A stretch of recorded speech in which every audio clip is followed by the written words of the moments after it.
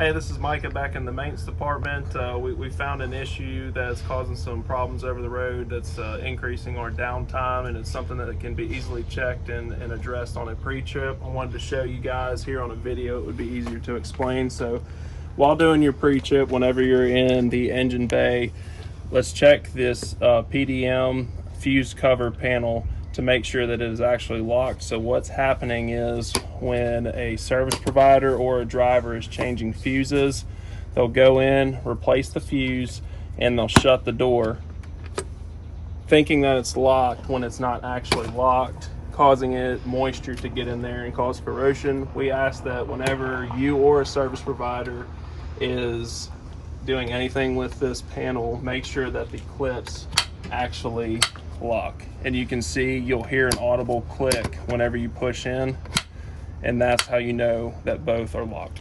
So that does it for the fuse box inspection. Thank you for everything that you do. If you have any questions, please reach out to the maintenance department. Remember to stay safe out there.